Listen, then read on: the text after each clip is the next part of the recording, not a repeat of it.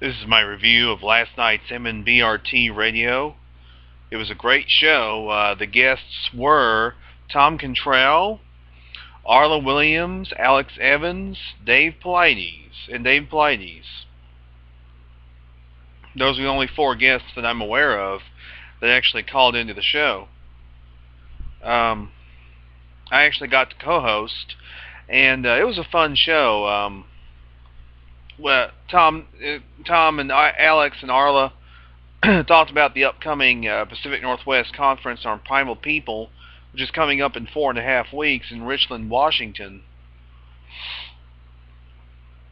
And Tom talked quite a bit about his teacher.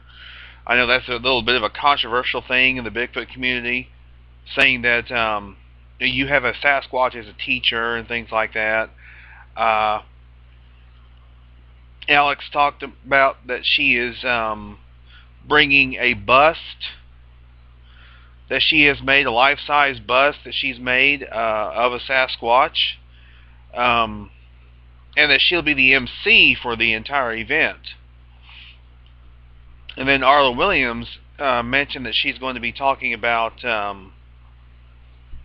sort of the tribal aspects of Sasquatch, that that Sasquatch is a tribe and things like that.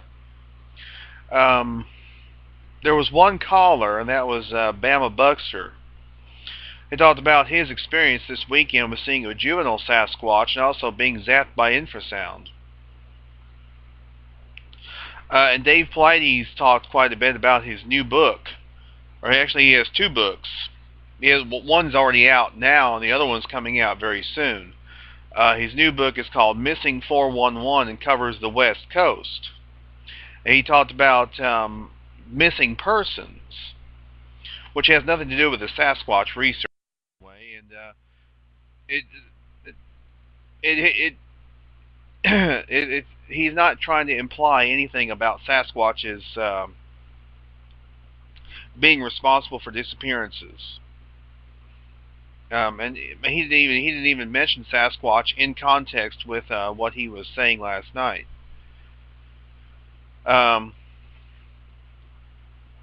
He also talked about his upcoming Missing 411 on the East Coast will be covering more disappearances and things like that. He said that they're actually feral humans. They're actually humans who kind of go off the grid and actually live in the woods and live in the forests, 20 or year round. And they just don't tell anybody where they go, and they don't tell anybody what they're doing. There's a possibility they may be responsible for some disappearances. But Dave is going to be bringing, I imagine, both his new books, as well as I asked him if he was going to be bringing the track record, CDs of the track record, since he was able to purchase Ray Crow's entire collection and put all the track records on a CD, and he's going to bring some of those.